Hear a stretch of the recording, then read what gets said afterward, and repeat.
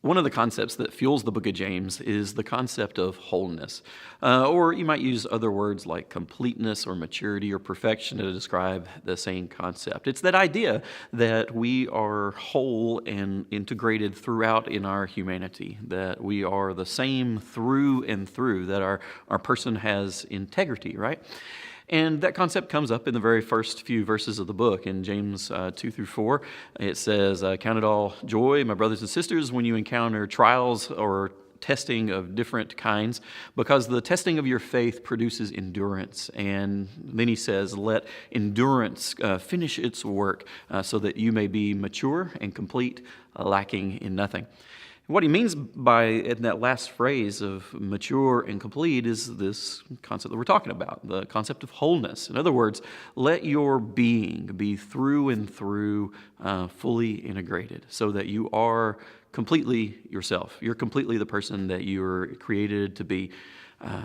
And that concept is really important, right? And it's the kind of thing that we notice we're deficient in when we encounter situations and we just kind of feel lost, or we don't really know how to interact, or we encounter things that kind of lead us to act in ways that are confusing to us, like we act in ways that seem strange to us, like it's not who we really are. And humans find ourselves doing this really strange thing all the time, where we are confronted by our own behaviors to realize that there are still conflicting parts of ourselves that come out in different situations or when we're facing different kinds of pressures. And that's exactly what James is talking about here. And when he says, count it joy when you encounter testing, and then he says, because the testing produces endurance, and the final outcome of endurance is that you are whole and complete. What he's kind of giving us this process by which we find ourselves proven or purified or refined, so that we can say that the things that are most important to us are really who we are through and through. In other words, when we encounter some kind of hardship and we're able to kind of withstand that while still acting with integrity, it demonstrates how core those values are to our real person. It's a really important concept.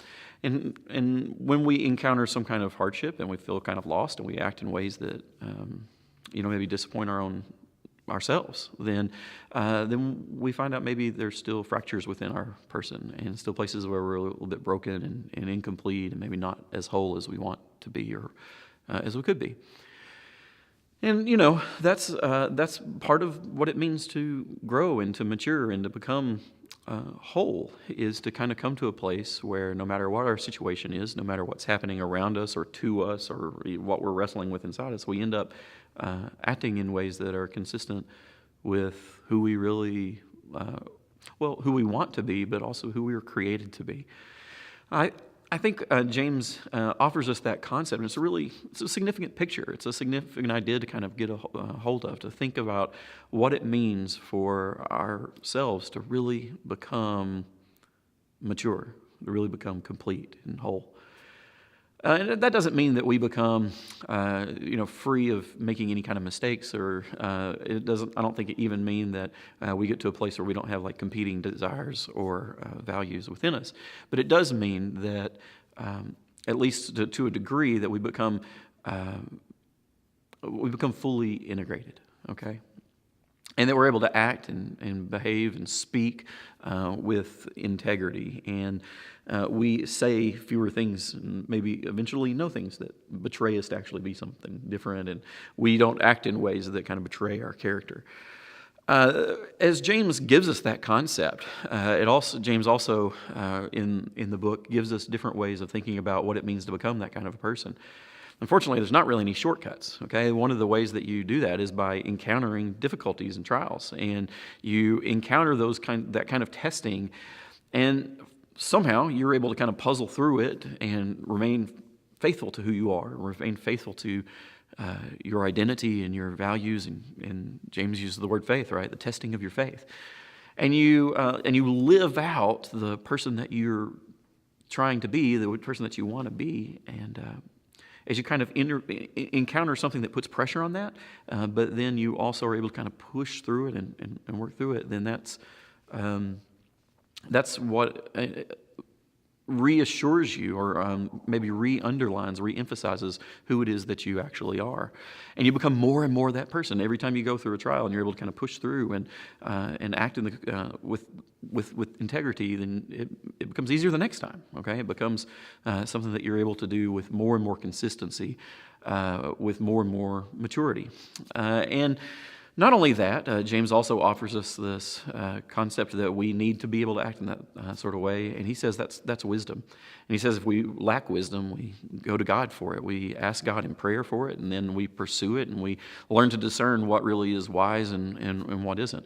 And wisdom may seem like kind of an old-fashioned category for something like that, but when I think of what it means to be mature and whole and complete, I think the ability to correctly discern and the ability to perceive with wisdom what the situation calls for and what it means to act with integrity in any kind of given situation. I think wisdom's kind of the right word.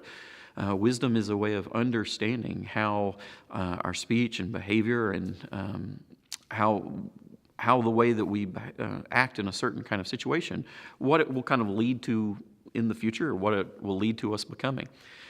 So if you think about those two things together, this kind of endurance in trial or in testing or hardship, and then the concept of pursuing wisdom, and those two things like work really well as a way of understanding the road to maturity and completeness.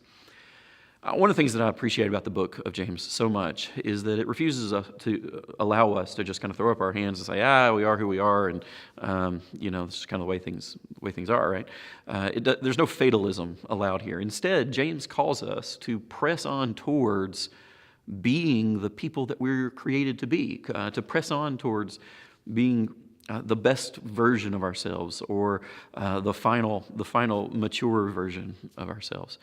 And when we encounter, it gives us the opportunity to say, in those places where we find that we're under pressure to be that, and we find ourselves, more aware that our desires are kind of pulling us in different spots. James says, hey, when you're in that kind of situation, a test, then learn to consider it with joy. Like, learn to look into it and say, this is the kind of opportunity for me to really, if I face it with endurance, if I face it with perseverance, this is the kind of opportunity that can really help me become the person I'm trying to become. And that is a joyful concept, right? I mean, it's more than just the concept of, if something bad happens to me, I'm just going to rejoice because, I'm supposed to, right? Instead, what we're doing is we begin to see some sort of meaning in our hardships. And one element of that meaning is that it helps us on our journey of becoming. And I find that to be very useful.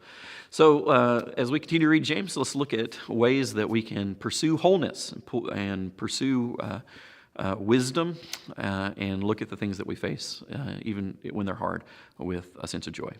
Okay, thanks. Bye.